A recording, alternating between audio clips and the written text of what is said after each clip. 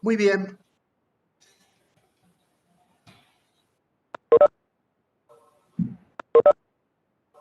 Esperen que pueda. Bien, grabación en...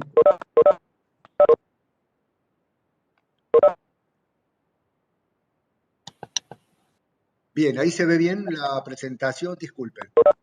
Bien, Y profe, se ve. muy bien, de acuerdo. Muy bien, para empezar a hablar de entrevista tenemos que hacer una breve mención a lo que es la comunicación.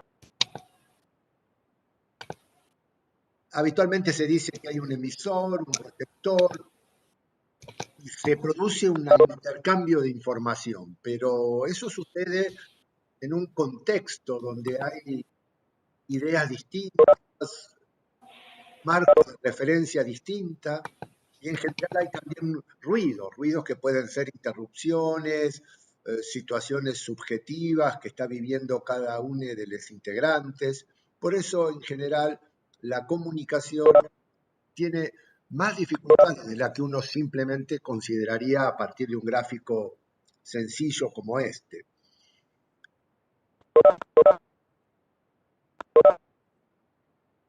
Nosotros habitualmente, cuando hablamos del punto de vista de la función de, de nuestra tarea, trabajamos básicamente con un objetivo que es el de hacer un diagnóstico. Y esto nos lleva a trabajar dentro de lo que es la clasificación de situaciones como enfermedades. Pero la situación que puede vivir el paciente es habitualmente diferente, ¿no? No sé si ustedes pueden hacer memoria de haber estado alguna vez en una sala de espera, pero si pueden evocar esto, ¿no? ¿Qué es lo que tenían como preocupación en ese momento? ¿Alguien recuerda algo? El tiempo que te hacían esperar. Por ejemplo, el tiempo, que nos atiendan rápido, ¿algo más? Que pueda hacer un buen diagnóstico.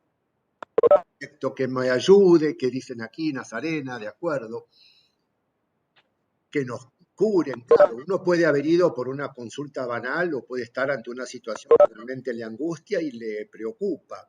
También puede pensar cómo será este médico o esta médica, si nos despachará en 5 minutos, podremos formularle todas nuestras inquietudes. Entonces, algo nos reúne, sin real, claro, que la solución sea rápida, que no provoque dolor, que no haya que pasar por procedimiento, que nos escuchen. No sé, me pregunta Luis si están escuchando bien, que él no oye del todo. ¿Está bien el audio? Sí, Sí, se escucha bien. Bien, bien. sí, se escucha bien. Gracias, perdón. Bien, sigamos entonces. Bueno, estas dos sensaciones distintas. Ahora, claro, digo, para terminar el ejercicio, si estuvieran ustedes en su primer guardia, en un pueblo tranquilo del interior, en Lobería, y viniera, qué sé yo, la enfermera de turno y les dijera, doctor, doctora, hay un paciente, ¿cuál sería su preocupación más importante?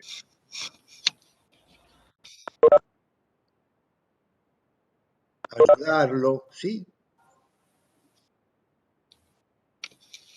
Bueno, sí, a menudo lo que escucharlo, sí, poder tener tiempo, bueno, está bien, bueno, está muy bien, están diciendo en el chat una buena relación, de acuerdo. Sin embargo, digamos, metidos en la práctica, a menudo lo que nos angustia es hacer diagnóstico, ¿no? Que podamos realmente entender qué es lo que le está sucediendo, que estemos a la altura de las circunstancias. Esto es completamente legítimo, ¿no? Pero a veces nos preocupa tanto que perdemos de vista algunos otros aspectos. Solamente para tener en cuenta esto, la agenda del paciente o la paciente y del médico pueden ser diferentes. Bien, una consulta entonces alrededor de algo de lo que ustedes están diciendo son cuáles son las funciones de la entrevista.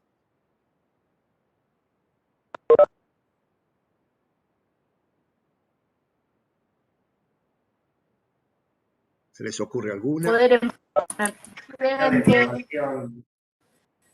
Perfecto, recolectar información, correcto. ¿Para qué buscamos la información? Para conocer más sobre la persona, profe, sobre Bien. su padecimiento. Bien. Padecimiento es una buena palabra, ¿no? Un poco más amplia que la de enfermedad, ¿no? Para establecer la relación. De acuerdo. Muy bien. Ustedes han ido al médico alguna vez, ¿no? Algunos habrán ido, supongo. ¿Y de qué se ocupó en esa ocasión este profesional o esta? De la enfermedad. De la enfermedad, correcto. Algo de esto sucede, a pesar de lo valioso que es lo que están diciendo, de que es un poco lo que venimos diciendo desde las Artis, 21 allá lejos, ¿no? A menudo algunas funciones de la entrevista son más relevantes o aparecen en el ejercicio más relevantes que otras. Bien, veamos entonces. Dice en algún modelo, que por ahí creo que ya compartimos alguna bibliografía, que una función de la entrevista es determinar y monitorizar la naturaleza del problema. O sea, como estábamos hablando, hacer diagnóstico. Pero ustedes mencionaron algunas otras, ¿no? Por ejemplo, desarrollar un vínculo, establecer una relación médico-paciente.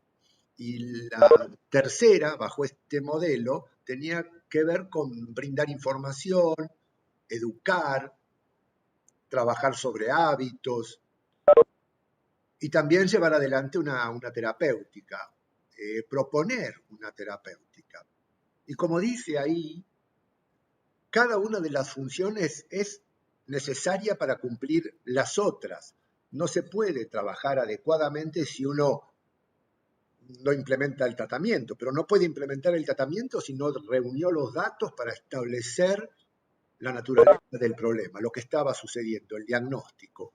Y puede cumplir estas funciones y sin embargo no desarrollar una buena relación médico-paciente, con lo cual la recolección de información va a ser dificultosa, la negociación de las propuestas diagnósticas y terapéuticas va a ser dificultosa, etc. Entonces, teniendo en mente estas funciones de la entrevista, deberíamos nosotros acercarnos a este momento de encuentro.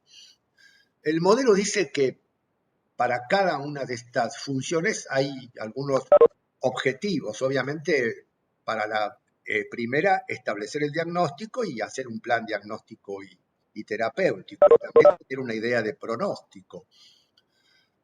En cuanto a la relación, bueno, lograr la colaboración de quien viene a la consulta para que nos dé la información que requerimos. También, nada, a menudo buscamos la curación, pero siempre, que a veces no la logramos, siempre buscamos aliviar el sufrimiento físico y psicológico del paciente. A veces tiene que ver con lograr la aceptación, ¿no? En un proceso de duelo de la situación. Y siempre también lograr satisfacción tanto del paciente como nuestra, que nuestro trabajo nos genere una satisfacción. Supongo que en general es porque recibimos un agradecimiento y estamos satisfechos de haber logrado un poco el objetivo. Y en cuanto a educar e implementar el tratamiento, bueno, entender, lograr explicarnos por qué estamos haciendo una serie de cosas, qué vamos a realizar, proponerle esto al paciente. A menudo decimos, bueno, vamos a tomar un antibiótico, nos vamos a hacer unos estudios, o se va a hacer unos estudios, y en realidad estamos proponiendo, porque la decisión última de todas estas cuestiones que van a suceder sobre la persona y el cuerpo de nuestro paciente es de él o de ella y no nuestra. Entonces, necesitamos cumplir con estas funciones todas a la vez, prestarles atención. Bueno, y las tareas que suponen cada una de estas funciones también son importantes, ¿no? Justamente para la que estábamos hablando, determinar áreas de conflicto y negociar, comunicar el significado del diagnóstico. Es una enfermedad tratable, sencilla, esto es fácil de decir, pero difícil de hacer. Bueno, recomendar cambios de hábito, medidas preventivas, ustedes vienen de hacer tamizaje hace poco,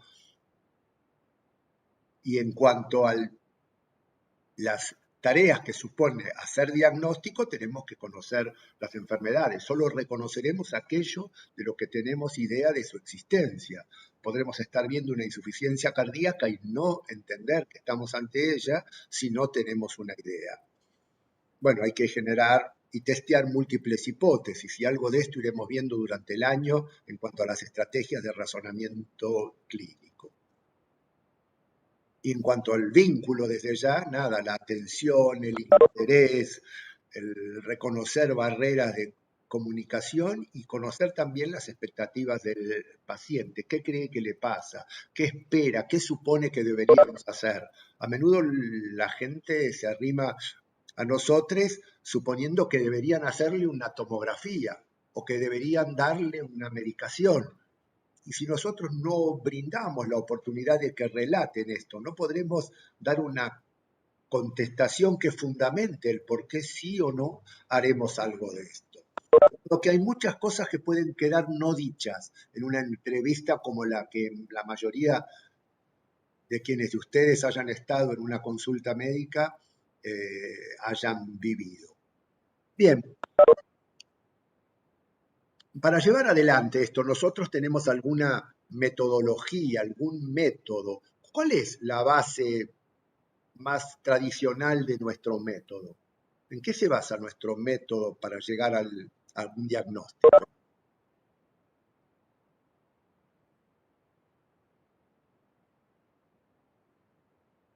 ¿Se les ocurre?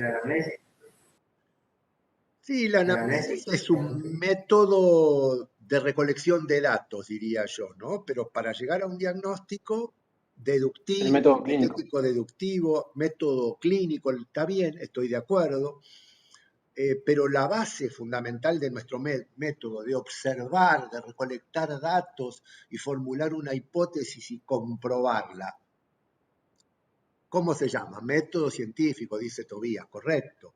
Nuestra estrategia básicamente es el método científico. ¿Se acuerdan de las etapas? Observación,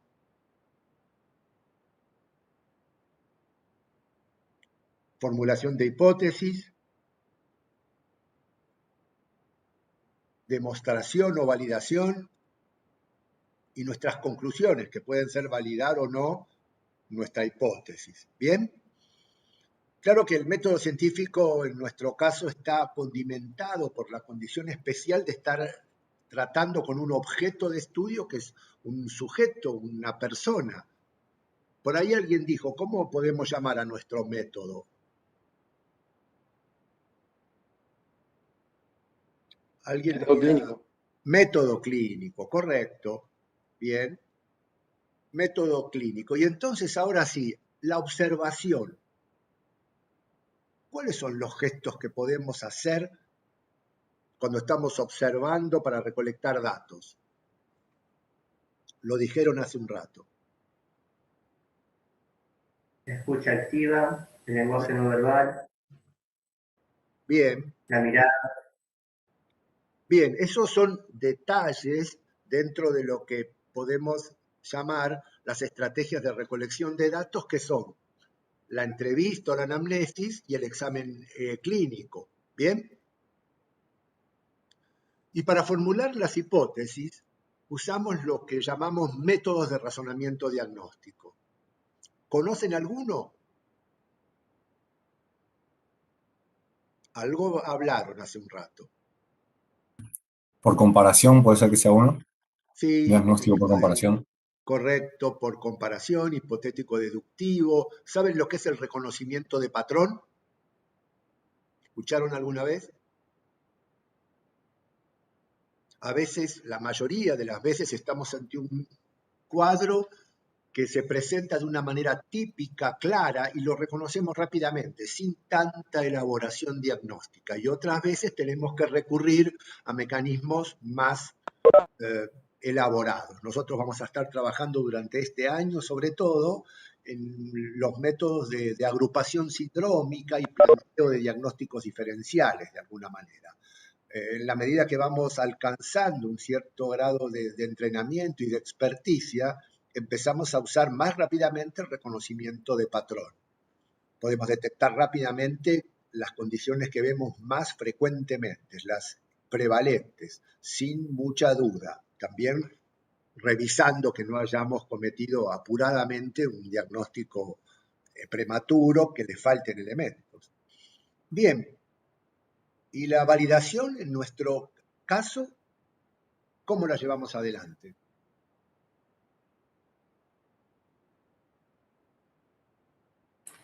Puede ser, no sé, haciendo exámenes complementarios o...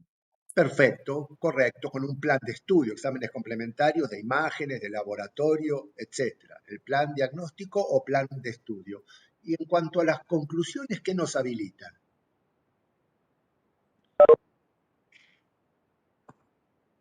Al abordaje terapéutico que hay que realizar. Correcto, las conclusiones nos permiten hacer un planteo terapéutico y también un pronóstico de alguna manera, en la medida que hemos puesto un nombre a lo que sucede. ¿Bien?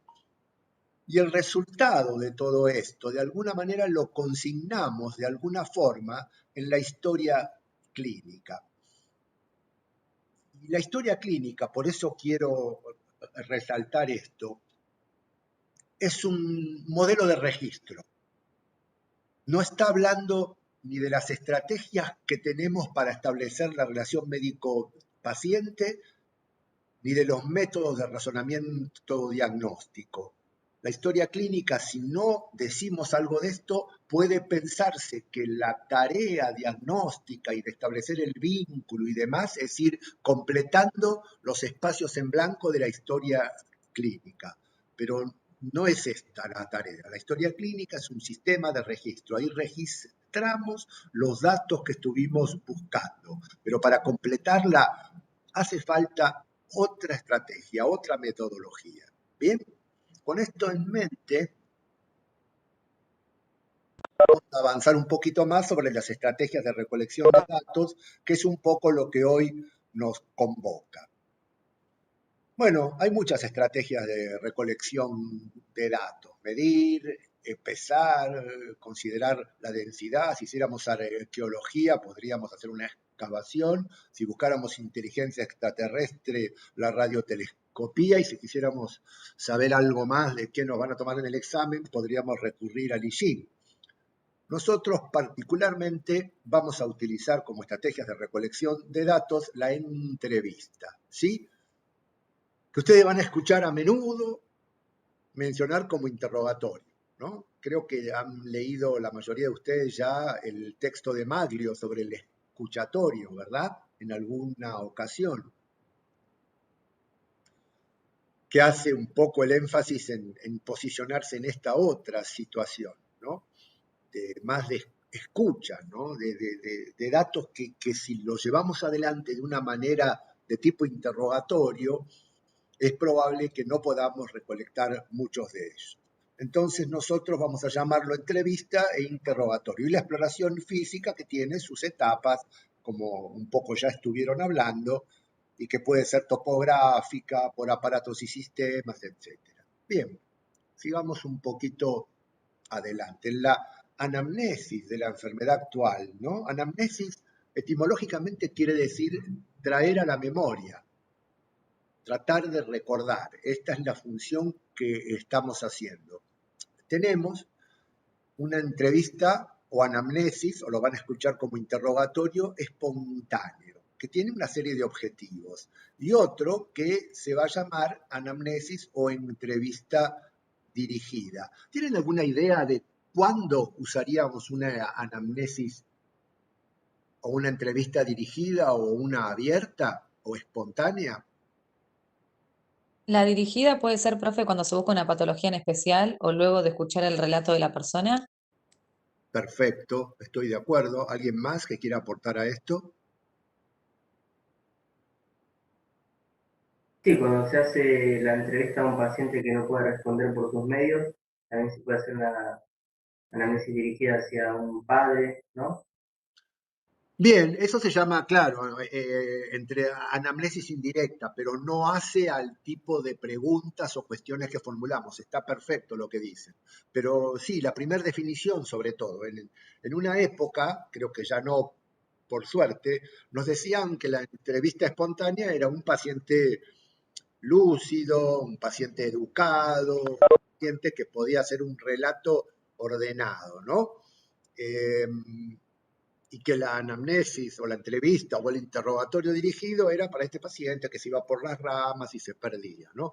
No había en ese momento asignaturas como interculturalidad o nada de todo esto en nuestra formación. Y suponíamos que dependía de esto. En realidad, como estaba quejado, la entrevista o la anamnesis espontánea tiene como objeto, ustedes lo dijeron muy bien, conocernos, saber cuál es su motivo de consulta, aquello que llegó a un umbral de alerta, aquello que lo preocupa, y tener también una idea de cuál es su fantasía sobre la enfermedad, qué es lo que supone, y tal vez también su expectativa sobre el sistema de salud, esto que decíamos, qué esperaba, qué se imaginaba. A veces una persona viene a la guardia y se encuentra con la noticia, que no esperaba de ninguna manera, que tiene que internarse. Y eso indudablemente no estaba en sus expectativas. Otra persona puede, no, sí, me lo suponía que para resolver esto iba a necesitar algo que no podía hacerse en forma ambulatoria. Bueno, la entrevista espontánea nos empieza a dar una serie de datos sobre qué está pensando, cuál es la agenda de este paciente. Pero claro, a menudo cuando él o la paciente hace este relato, nosotros nos quedamos, o la mayoría de nosotros, los médicos que nos formamos bajo un modelo un poco distinto, escuchando, y no anotamos nada hasta que no aparece un signo o un síntoma relatado, un síntoma o un signo relatado que nos habla de algún elemento que hace el diagnóstico biomédico. Nada, dormí mal, estaba preocupado, nada, mi hija volvió muy tarde y está saliendo con un novio más grande y anda mal en la facultad y bueno, entonces ahí me empecé a transpirar y yo pensé que era por lo nervioso, yo anoto transpiración porque pienso que puede tener un cuadro febril y paso por alto este otro relato que puede estar generando desde una inmunosupresión hasta alguna dificultad para llevar adelante algún plan terapéutico que yo ofrezca dentro de 20 minutos. Bien, entrevista espontánea. Obviamente, como ustedes dijeron, también la entrevista dirigida o esta anamnesis tiene que ver con el seguimiento de huella, la cronología de los síntomas y todos los antecedentes que vamos a aparecer. Faltó mencionar por ahí que la última función de la entrevista espontánea, la última, no, la última que estaba mencionada acá, es el detectar huellas, ¿no? Nosotros llamamos huellas a aquellas palabras que el paciente dice que nos ubican en una hipótesis diagnóstica. Hay un estudio muy clásico, muy tradicional, que hicieron en Inglaterra hace un montón de años, cuando estaba todavía el sistema del General Practitioner, que ahora está muy desvirtuado, ha cambiado mucho, pero era excelente. Y un grupo digo esto porque eran un grupo de profesionales que trabajaban muy bien. Entonces hicieron un estudio, les pidieron autorización, consentimiento para grabar sus entrevistas, diciendo que iban a analizar aspectos de la relación médico-paciente y la entrevista y qué sé yo, que pidieran consentimiento a los pacientes. Y grabaron un montón de entrevistas y las empezaron a escuchar. Y uno de los estudios que hicieron, por ahí conocen ya este dato, era cuánto tiempo pasaba desde, bueno, ¿por qué viene? Cuando decía, bueno, soy el doctor tal, la doctora tal, qué sé yo, tomé asiento, ¿qué anda pasando? ¿Cuánto pasaba hasta la primera interrupción? ¿Tienen una idea del tiempo en promedio que sucedía esto? ¿Escucharon este dato alguna vez? 16, 18 17. segundos, ¿no? Más o menos. Exactamente, 18 segundos. Muy bien. Ahora, la pregunta es, ¿qué cosa era la que a estos médicos que trabajaban bien en un primer nivel, en un sistema que todavía no estaba presionado tanto por el tiempo, ni mucho menos, qué era lo que a los 18 segundos los movía a realizar una interrupción del relato? Porque no era de maldad ni de apuro, algo les picaba ahí que tenían que formular una pregunta. Iban directo a lo que realmente le estaba pasando al paciente, pero referido a lo biológico, no específicamente al contexto del paciente, digamos, sociológico, diríamos, ¿no? Sí, en un aspecto más grande, correcto. Lo que tenían en ese momento es lo que se llama ahora una hipótesis temprana. El paciente viene, abre la boca y dice, no sé, me duele la cabeza, o tengo tos, o desde ayer ando con diarrea, y desecha todos los 2 tomos del libro de medicina interna y se queda con un pedacito de hojas inmediatamente, y rápidamente aparece lo que se llama una hipótesis temprana. La formulamos todos, expertos, novatos, intermedios. Es inevitable que formulemos una hipótesis en ese momento. La pregunta es, ¿esta hipótesis temprana que aparece, en general, es acertada o desacertada? ¿Qué piensan? Y suele ser desacertada porque está ignorando el resto de la historia. Bien, digamos que es una hipótesis general, a veces no tan específica, depende de las pautas que hayan tomado, pero lo llamativo es que la mayoría de las veces es acertada por la prevalencia, por la forma típica de presentarse, rápidamente va cambiando, ¿no? A medida que la base de datos va modificándose y tomamos información, la hipótesis se va modificando, pero rápidamente si dice tengo tos, hay un par de cosas que se ubican rápidamente. Y la verdad que esta hipótesis temprana es esencial, porque es la huella sobre la cual vamos a empezar a preguntar. ¿Me escuchan mal? ¿Hay preguntas si no se oye? ¿Me escuchan bien? Yo escucho bien, no sé. Yo te escucho bien. Está bien, gracias. Debe ser entonces la compañera que tenía algún inconveniente. Quería saber si lo tenía que resolver yo. Gracias. Bueno, nada, esta hipótesis es lo que habilita que hagamos una pregunta más. De modo que no era inadecuado lo que estos médicos hacían interrumpiendo a los 18 segundos del punto de vista de la agenda que solemos tener más frecuentemente a la vista, que es hacer diagnóstico, y también las que nos generan ansiedad, las que nos ponen tensión, porque en realidad es un desafío. Lo que nosotros no queremos en general es cometer un error médico, equivocar un diagnóstico, no saber qué hacer, sobre todo en los primeros momentos, tal vez por falta de experticia, y después tal vez por exceso de experticia, donde la confianza nos hace creer que todo es fácil y que siempre la pegamos. Pero indudablemente eso marca la prevalencia de la agenda biomédica, que es esencial, porque es lo que la gente viene a buscar, pero nuestro trabajo no es un trabajo de investigación ni un trabajo de mecánica de automotores, tiene que ver con personas. Bien, entonces nosotros dejamos que el paciente haga su hilo narrativo, ¿no? Explica un poco su historia y a partir de ahí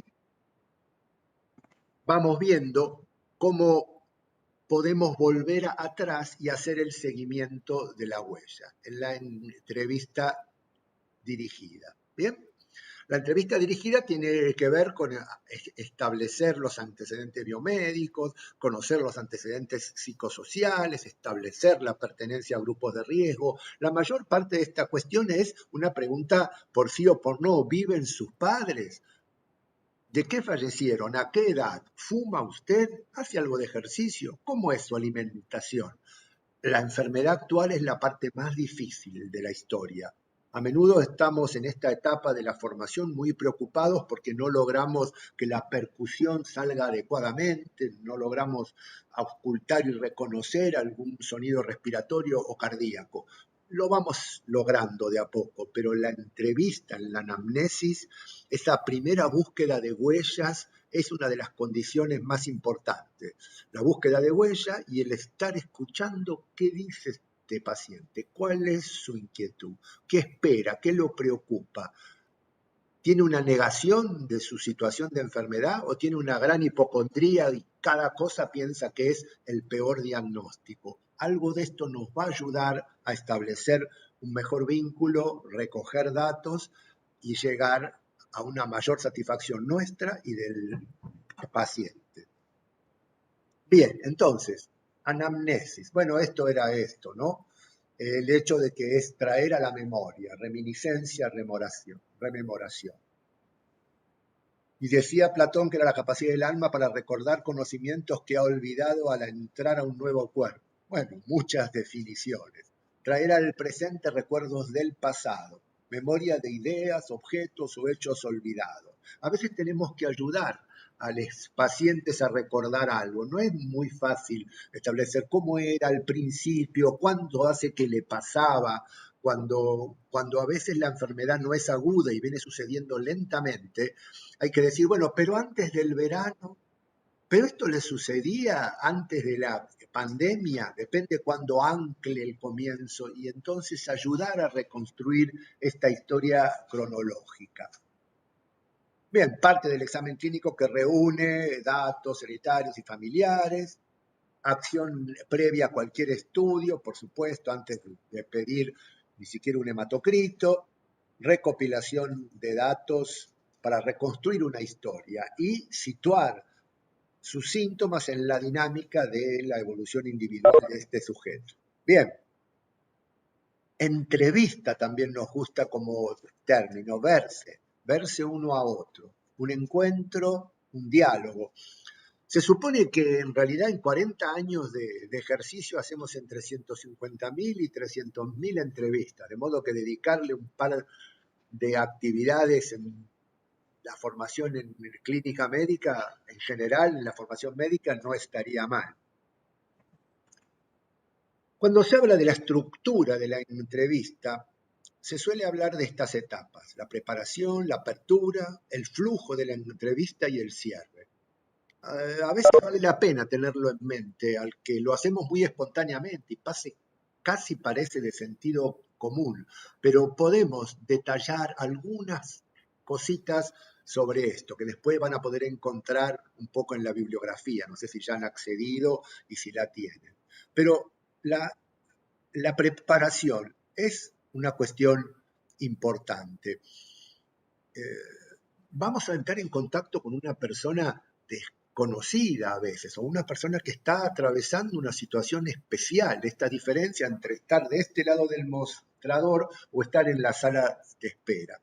Y cuando empezamos a ver a esta persona, tenemos que atenderla en muchos niveles, tenemos que prestar atención a cómo está vestida, si viene acompañada de o sole, cuál es su actitud, de qué forma entra, cómo se va a sentar.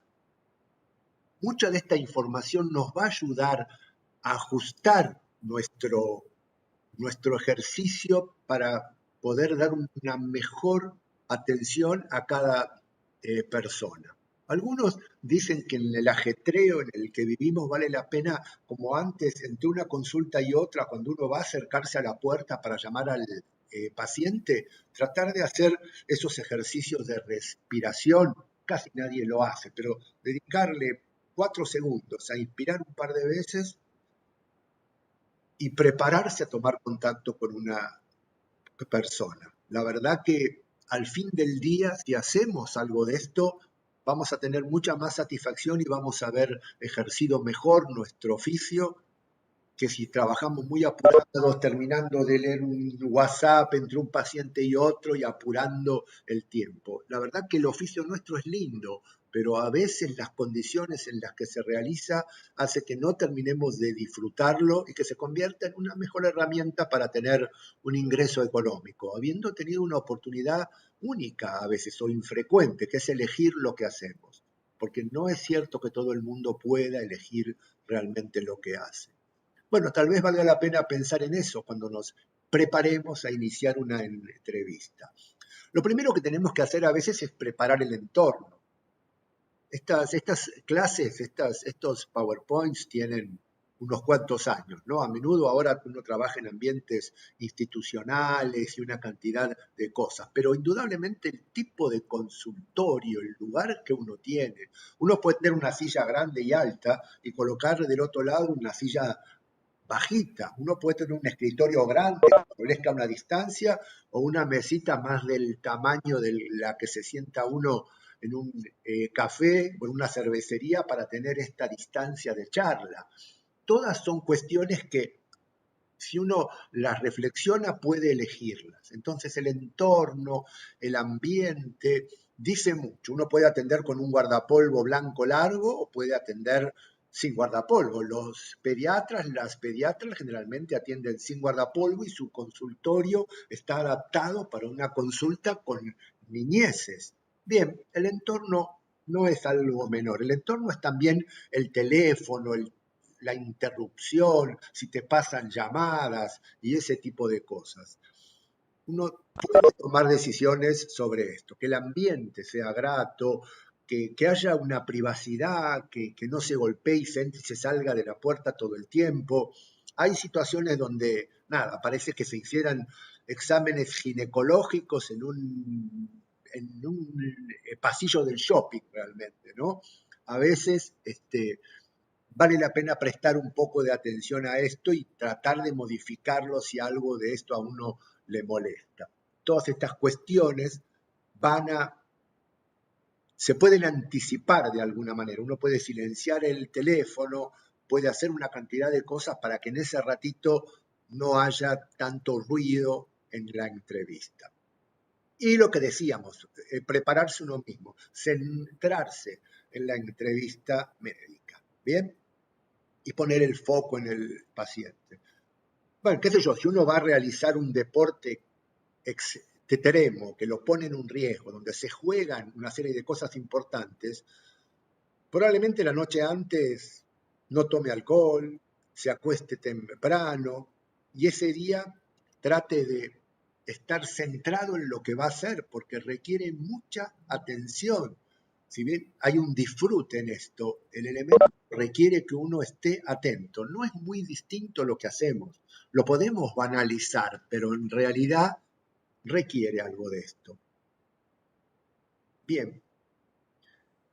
Vamos a la etapa de apertura. Ahora ingresa este paciente. Lo primero que nos va a dar mucha riqueza, como dijimos hace un rato, es la observación, ¿no? Esto que decíamos, el modo. Hay gente que entra, se sienta, parece que va a poner las patas sobre el escritorio con unas botas tejanas y nos va a empezar a relatar algo. Otra gente viene en una actitud distinta, ¿no? Estos datos, si los podemos tener en algún momento, no tienen palabras, son percepciones, pero que podemos entrenarnos para que nos dé información sobre cómo esta persona va a relacionarse. Ya dijimos, puede estar sole o no, acompañantes, estas cuestiones que tienen que ver con si la persona tiene red, hay alguien que se ocupa de ella, si puede haber situaciones de abuso, etcétera, etcétera, van a aparecer en este momento. Y después vamos a llegar a un momento de saludo, donde nos presentaremos y también escucharemos cómo se presenta la persona. Hoy las personas pueden querer llamarse por nombres distintos del que dice en la historia clínica. Nosotros podemos presentarnos por nuestro nombre, pero también es bueno que demos, si estamos sobre todo en un sistema tipo guardia o demanda espontánea, que digamos nuestro apellido, porque después la gente viene y dice, la semana pasada me atendí con un doctor, Jorgito, y la verdad que estuvo bueno. ¿Qué tal? Yo soy Jorge, podés llamarme Jorge, pero sería bueno que supiera también, ¿no?, mi apellido. De alguna manera a veces nuestro nombre acá, como elección que lo damos, ¿no?, porque estamos en McDonald's y nos pusieron el nombre porque estamos laburando de empleados y quieren que nos identifiquemos.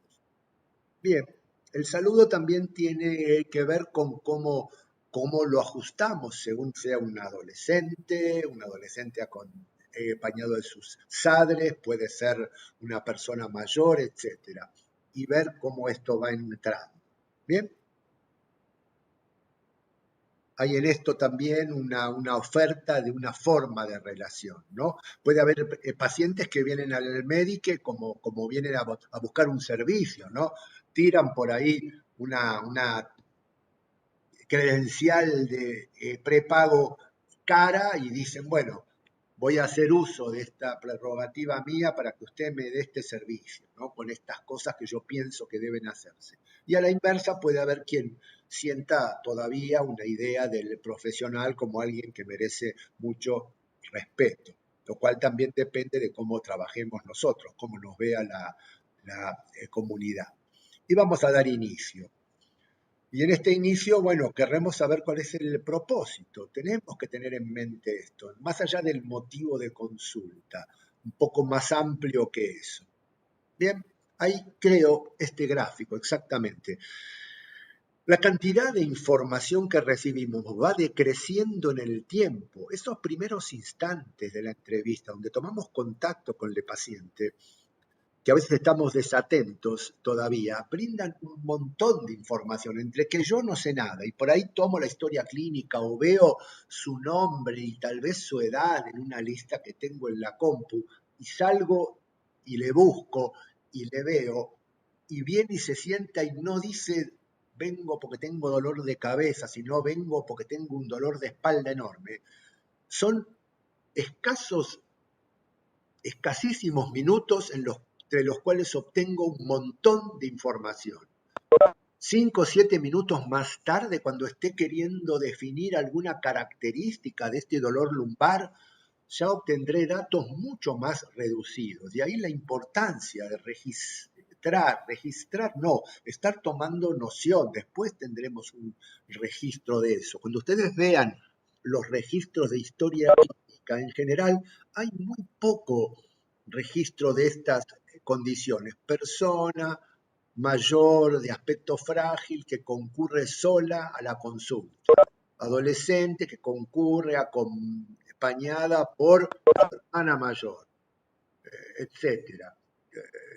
Paciente que camina con dificultad. Lo pondremos tal vez en el examen físico porque nos llama desde lo biomédico, pero hay una serie de aspectos que por ahí nos van a ayudar mucho. Entonces, estar atentos a esta apertura. ¿Bien? Y después vamos a la parte de lo que se llama el flujo de la entrevista. Y ahí es donde venía aquello que estábamos hablando de la interrupción. Hay algún texto que dice, dejen que el paciente haga el trabajo, que él elija su hilo narrativo, que establezca un orden subjetivo, ¿no?, que tiene que ver con aquello que le preocupó, con cuándo supone que arrancó, a qué se refiere, por qué piensa que está sucediendo. Y después de que haya establecido este hilo narrativo, podemos volver con una serie de preguntas que indudablemente van a ser necesarias para seguir esa huella, para coleccionarla, porque probablemente el paciente nos haya dicho que empezó con tos y que tiene fiebre, pero no nos dijo que la tos al principio era seca, que después empezó una expectoración, que la expectoración al principio era clara, que posteriormente se hizo pesada, amarillento verdosa o mucopurulenta, y que tuvo fiebre y que la fiebre se la constató y que llegó a 38,5, 39, o que no pasaba de 37,5, y que cedía o no cedía con algún antitérmico, y si además tuvo alguna otra molestia en el tórax cuando respiraba, etcétera, etcétera. Entonces volveremos sobre esto, pero después de haber establecido este hilo narrativo, este lugar que él describió donde puede haber dicho otros elementos. Si le invitamos a hablar, si no interrumpimos el relato con esta hipótesis temprana y lo guardamos un ratito en la memoria RAM para traerlo de nuevo. En este mismo estudio de los 18 segundos también hubo algún dato interesante. Por ejemplo, el paciente que más habló, eso que dicen, el paciente me habló. ¿Cuánto creen que habló el paciente que más habló si no le interrumpieron en ningún momento?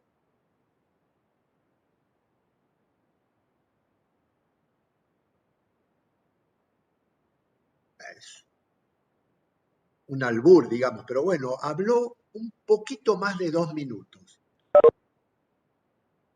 140 segundos o algo así, y era una cosa excepcional, digamos.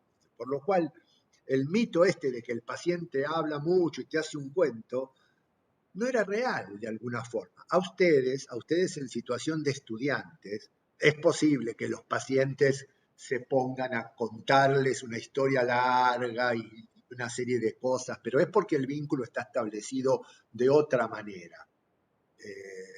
No lo tomen como regla en general.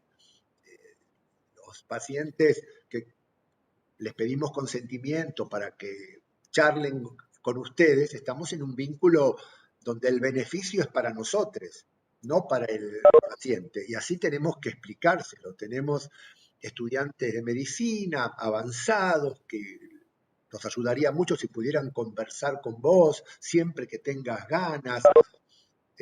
Nos darías una mano desde ya, pero no es obligatorio. Sí, bueno, está bien que vengan. Entonces por ahí se disponga una persona que los puede duplicar o triplicar en edad a hacerles un relato más largo. Pero en general, y aún así, en este vínculo estudiante-paciente habrá que dejarle hacer este relato. Y esto les va a habilitar, va a establecer un vínculo y les va a habilitar a hacerle algunas preguntas. Entonces dirían, ¿le puedo preguntar algunas cositas específicas que son importantes para mí, para poder entender mejor lo que estaría pasando? Así yo aprendo. Y entonces se produce este acuerdo donde dice, sí, está bien, pregúntame. Y entonces viene este ordenamiento. ¿Pero qué fue primero, la fiebre o la tos? Y después cuando apareció la tos, ¿la fiebre seguía o ya había pasado? Y cuando me dijo que le apareció este dolor, cuando tosía, etcétera, cuando fue a la farmacia y el farmacéutico le dio estos comprimidos de amoxicilina, ¿qué pasó en los siguientes 3 o 4 días? ¿Y cuántos días tomó la amoxicilina? Bueno, todas esas preguntas tendrán su lugar después de dejar que el paciente desarrolle su hilo narrativo. Bueno, lo primero que dice, claro, bueno, lo omití, es detectar y corregir barreras. A menudo estamos haciendo una anamnesis, una entrevista, por ejemplo, y la estamos haciendo y hay algo que nos perturba, algo que no está bien, ¿no? Y a veces no sabemos qué es y no atinamos a entender de qué se trata. A veces es que hay mucho ruido alrededor. A menudo es que estamos, por ejemplo, en el hospital y no hay donde sentarse, entonces estamos parados al lado de la cama del paciente. El paciente está acostado, nos ve el mentón más o menos y la nariz desde abajo y estamos tratando de establecer un vínculo. Yo recuerdo que a menudo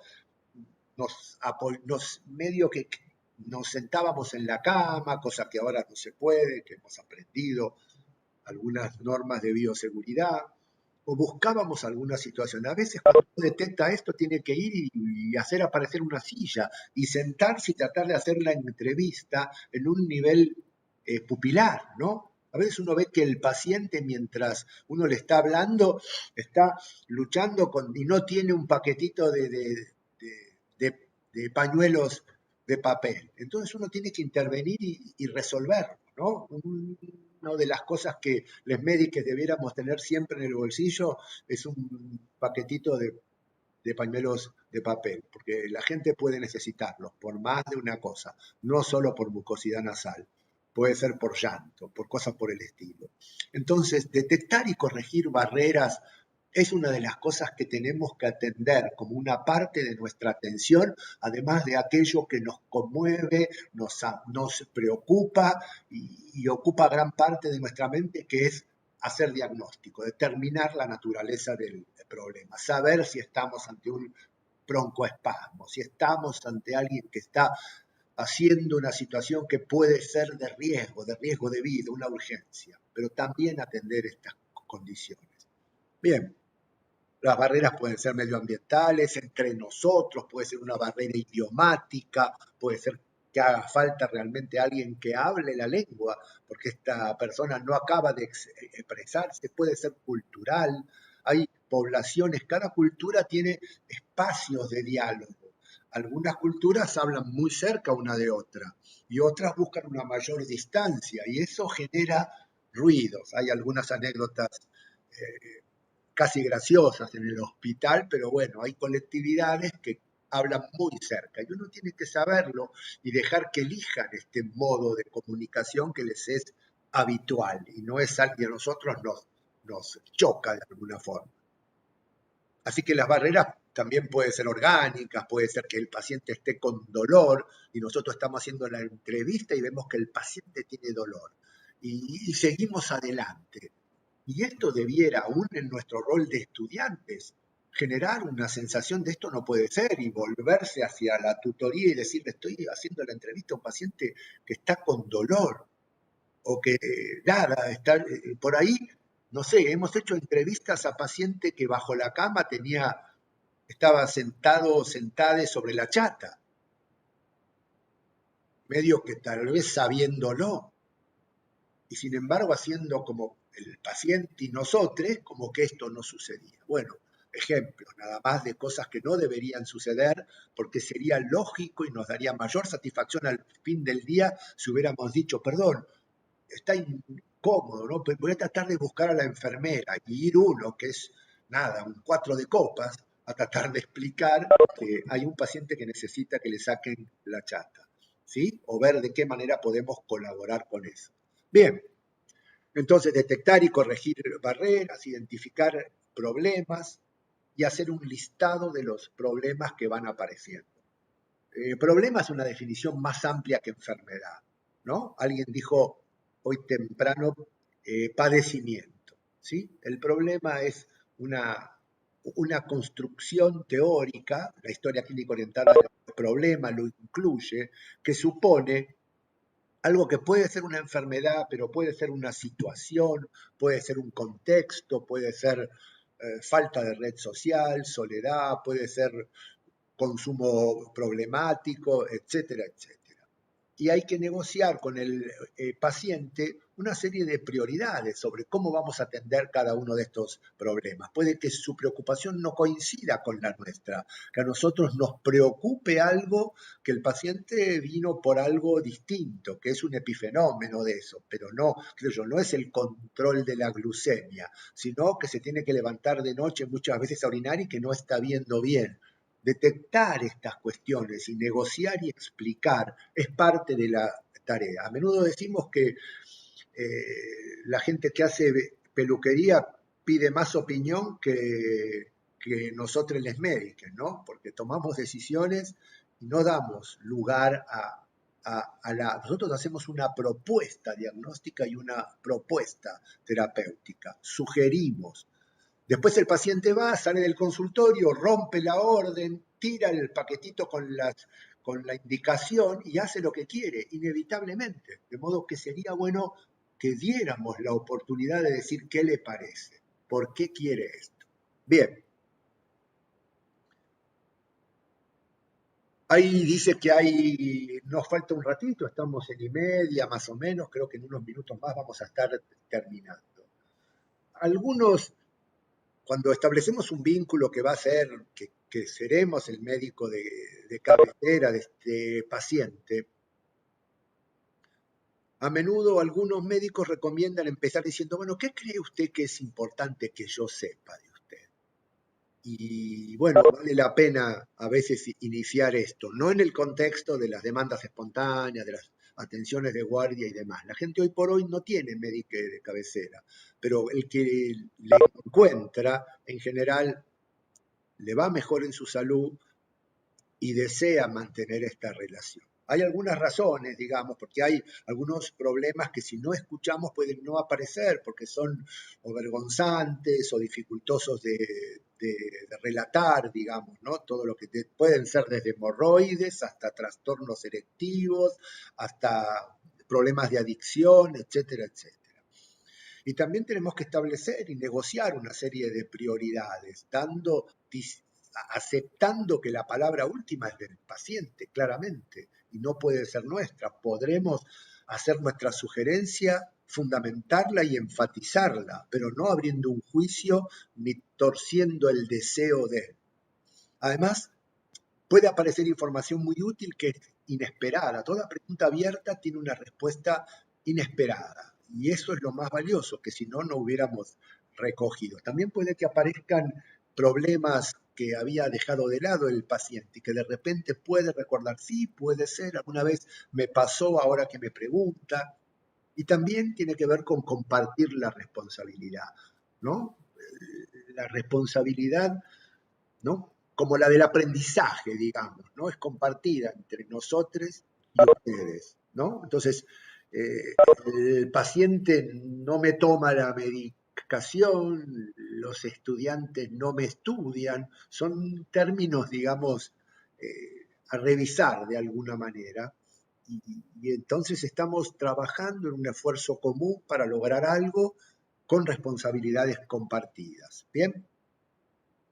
Entonces dijimos el hilo narrativo, invitar a contar, usar facilitadores, empatía desde lo gestual, escuchar el contexto vital en el cual va sucediendo el relato de la enfermedad, del padecimiento, y después, bueno, hacer una red de seguridad de preguntas abiertas y cerradas para detectar algo más, ¿no? Dijimos abiertas versus cerradas, que tienen objetivos diferentes. Usar un lenguaje simple, tanto en lo verbal como en lo corporal. Saber que la información que vamos dando tiene que ser en pequeñas dosis, que no podemos atiborrar en un entusiasmo por educar y qué sé yo al paciente con un montón de información, que podemos hacer algunas mezclas de información con algún handout. Quien maneja bien un consultorio tiene en general folletos y cosas que apoyan algunas cosas que estuvieron hablándose. Y a menudo la conducta de rechequear, a ver si entendí bien. Usted comenzó entonces hasta alrededor de 5 o 6 días atrás, no más de una semana, hasta entonces estaba bien, lo primero que sintió fue esto y aquello, o a la inversa. Entonces,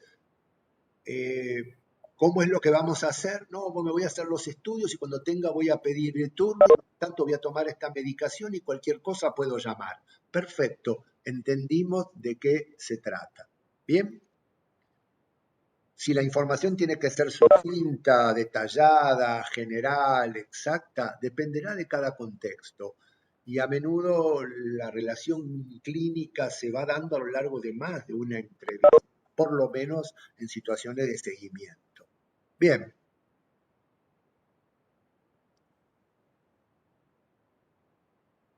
Bueno, lo que dijimos hoy de los aspectos más allá de lo biomédico, ¿no? Manejar aspectos emocionales a menudo contribuye a hacer un buen diagnóstico y para hacer buena atención biomédica necesitamos manejar aspectos emocionales. Vamos a aproximarnos mejor a la oferta de planes diagnósticos y terapéuticos y educativos. Puede haber una oportunidad única de una ayuda potencial.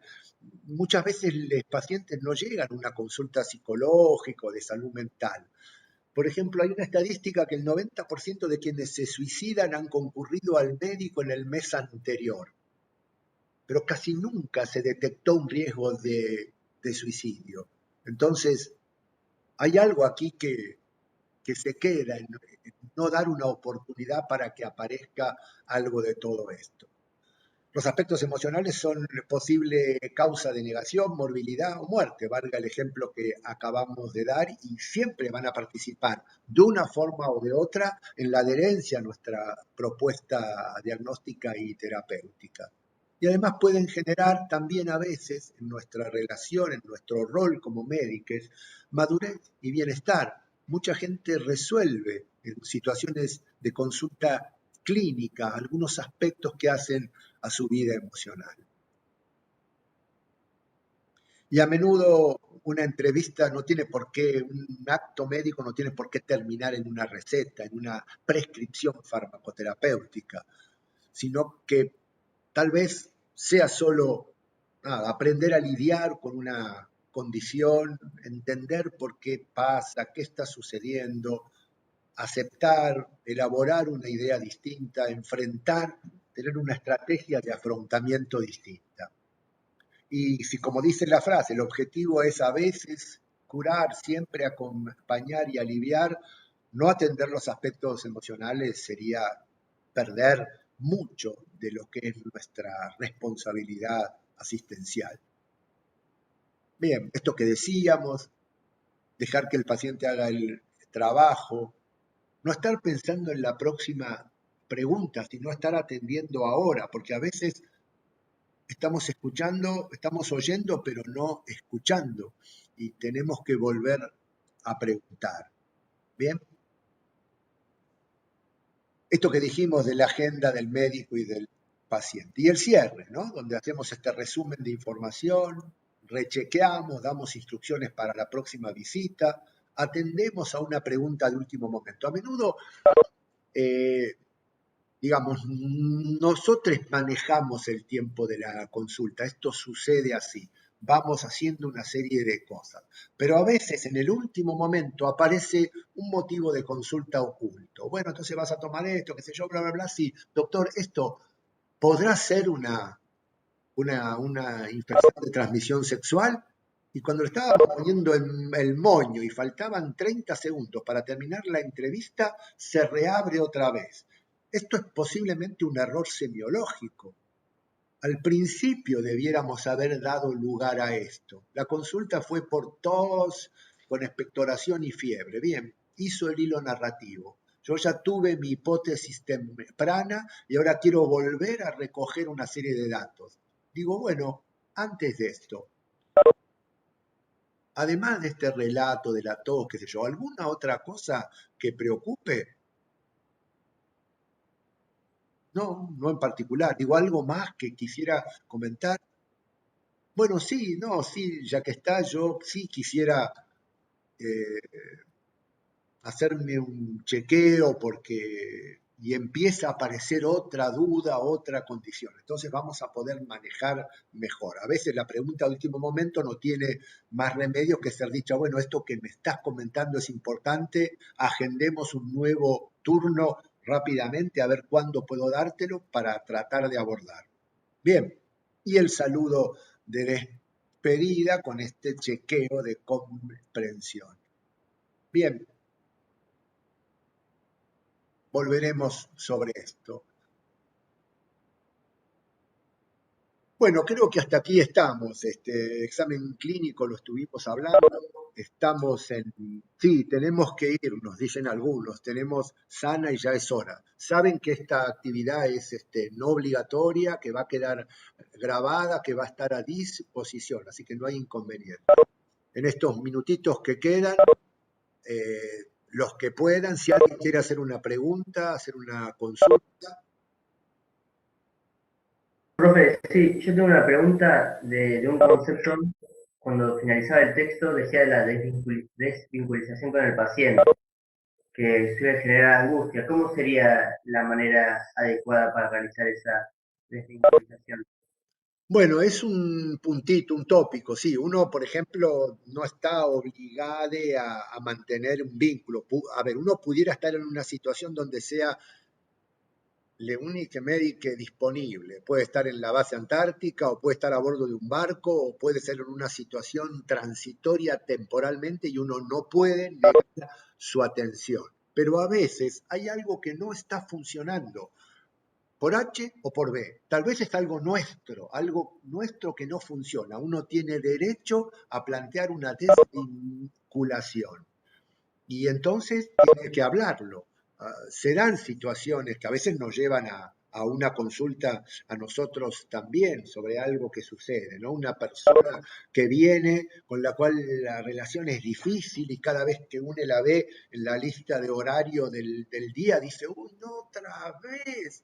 ¿No? Y se pregunta por qué vuelve esta persona a esta vinculación tan rara. Y bueno, puede ser que se parezca, qué sé yo, mucho a, no sé, a una mamá que tuvimos que nos interpelaba demasiado. Puede ser que sea algo nuestro, no importa. Puede ser que sea alguien que con mucho dinero y una tarjeta de un prepago enorme, que ni siquiera sabe cuánto el prepago nos paga la consulta y que se cree con derechos y que viene y dice, haceme todo esto. Y uno dice, no, no tiene sentido, no hay indicación de que hagas todo este gasto, algo que uno no puede decir, este gasto a la obra social. Bueno, tal vez uno puede desvincularse y decir, bueno, creo que nuestro vínculo no está funcionando, no está siendo útil.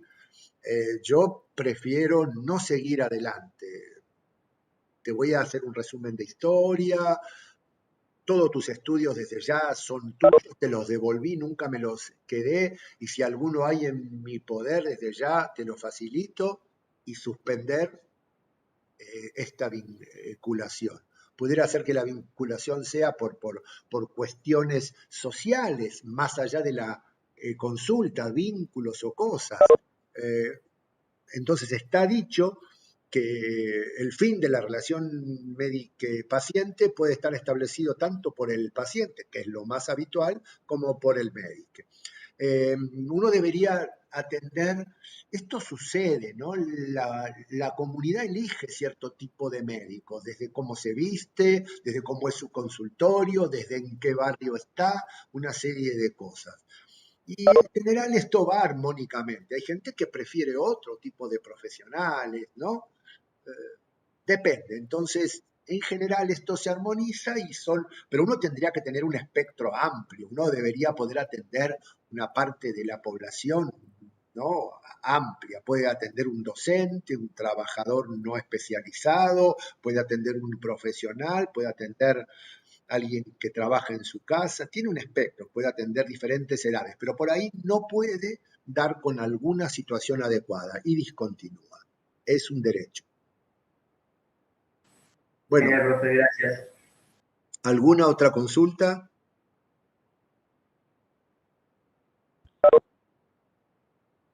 Bueno, siendo así, nada, estaremos viéndonos cada tanto y si no el año que viene, en quinto.